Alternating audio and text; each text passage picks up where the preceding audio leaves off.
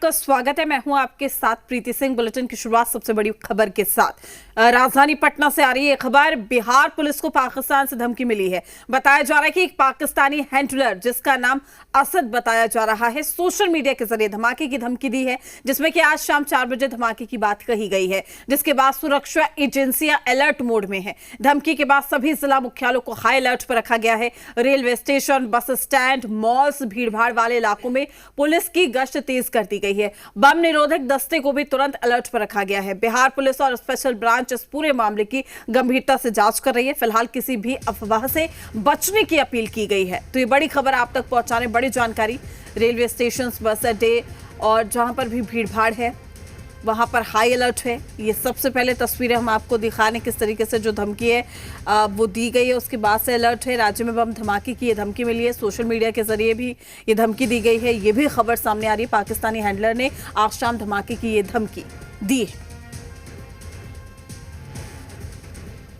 तमाम जानकारी के साथ हमारे संवाददाता प्रकाश भी हमारे साथ जुड़ चुके हैं। प्रकाश, अलर्ट भी जारी किया गया है और ऐसे में क्या कुछ जानकारी निकलकर सामने आई है?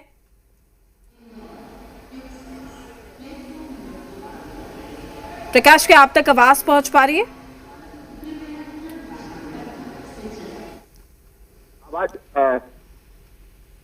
प्रकाश, क्या आप तक आवाज पहुंच पा रही है?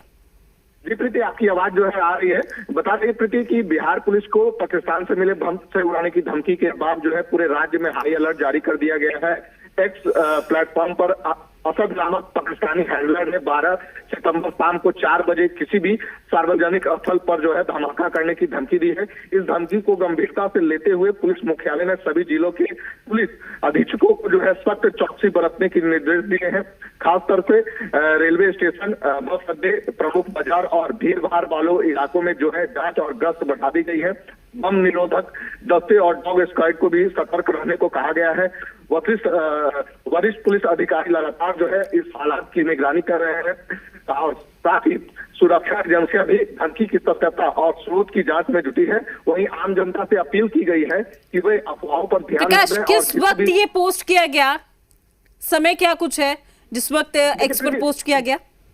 ये जो पोस्ट जो किया गया था 11 सितंबर के दिन जो है एक्स पोस्ट के माध्यम से धमकी दी गई थी, जिसके बाद जो है 11 सितंबर से ही पुलिस मुख्यालय के द्वारा जो है ये आदेश जारी किया गया है और सभी बिहार के तमाम जिलों के अधीक्षकों को जो है वो अलर्ट रहने को कहा गया है। लोगों से भी अपील की गई है कि किसी भी अफवाह पर जो है वो ध्यान न दे। साथ ही किसी भी संदिग्ध वस्तु या व्यक्ति पर नजर पड़े तो तुरंत ही इसकी सूचना जो है नजदीकी पुलिस या फिर वहां पर जो थाने जो है उस क्षेत्र के थाने के अधिकारियों को दो। जिसके बाद इस जो है पाकिस्तानी हैंडलर को लेकर कोई जानकारी निकलकर सामने आई अब तक? प्रकाश नहीं प्रीति, जैसा कि पुलिस के द्वारा अभी इसकी जांच की जा रही है कि आखिरकार जिसने एक्स हैंडल पर जो धमकी दी है क्या वो सही में पाकिस्तान से मिली धमकी मिली है या फिर किसी शरारती तत्वों के धमकी को जो है दिया गया है। तमाम चीजों को लेकर प्रकाश, उसकी प्रोफाइल में इससे पहले क्या कुछ अपडेट है? क्या लेटेस्ट उसने ये प्रोफाइल बनाई या फिर ये कह लीजिए कि काफी समय से उसकी प्रोफाइल है? कुछ तो जांच में निकलकर सामने आया होगा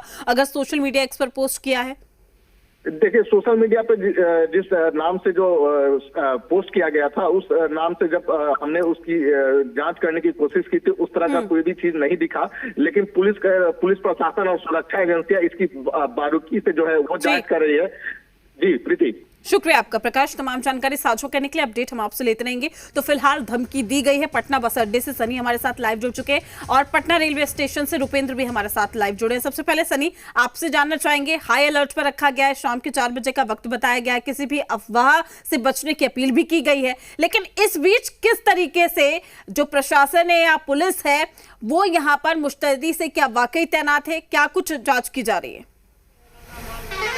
बिल्कुल, पटना बस टर्मिनल पर मौजूद है। ये पाटलिपुत्रा बस टर्मिनल है और ये कह सकते हैं कि यहाँ पर जो सुरक्षा व्यवस्था है आम दिनों की तरह है।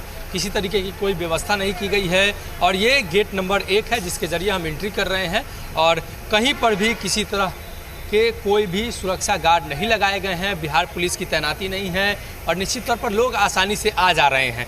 और बस स्टैंड ये काफ़ी भीड़ भाड़ वाला इलाका है, यहाँ पर काफ़ी संख्या में लोग आते हैं, लाखों लोग प्रतिदिन यहाँ से आवागमन करते हैं, लेकिन उसके बावजूद यहाँ पर जो व्यवस्थाएं हैं वो आम दिनों की तरह है।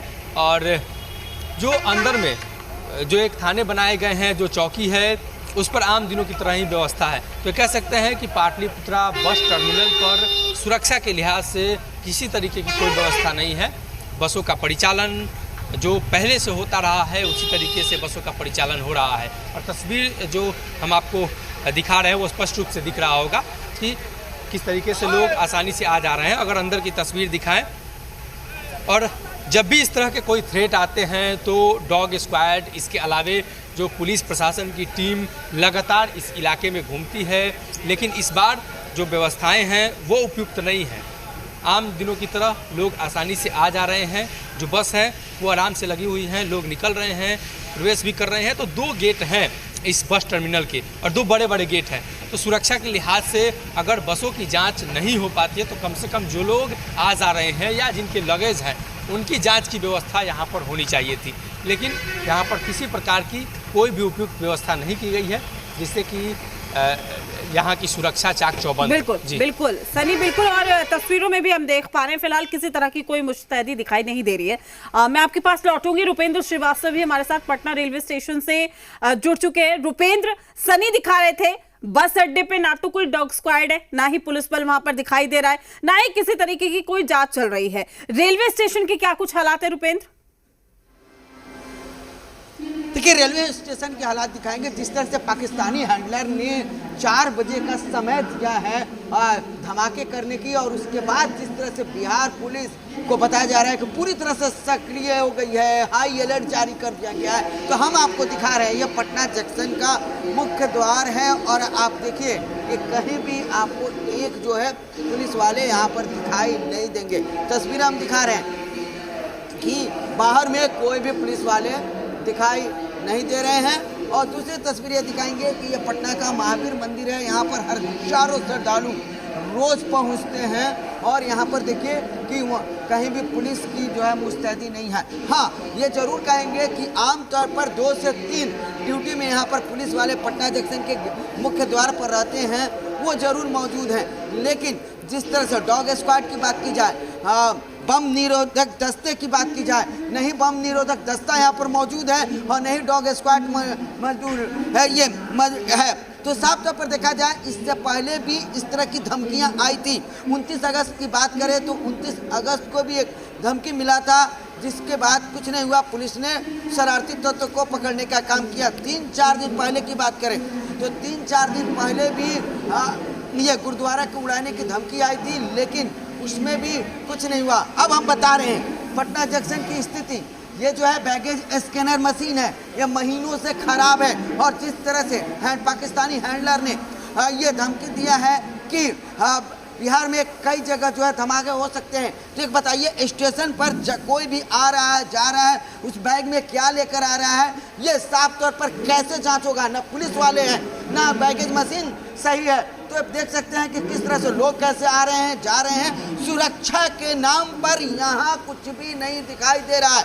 देखिए, सुरक्षा के नाम पर कुछ नहीं है, और इस तरह की धमकियां जब को मिल चुकी हैं, और खासतौर पर बिहार पुलिस तैनात हैं, एक एक चीज़ों पर ध्यान दे रही है। साफ तौर पर जिस तरह से 2 बार जिस तरह से धमकियां दी गई थी, उसके बाद कुछ नहीं हुआ, तो पैनिक बनाने की भी ज़रूरत नहीं है। लेकिन स्थिति यह है कि इस तरह में जब हाई अलर्ट है तो स्थिति देखिए, हाई अलर्ट में कहीं भी आपको पुलिस वाले पटना जंक्शन पर दिखाई नहीं देंगे।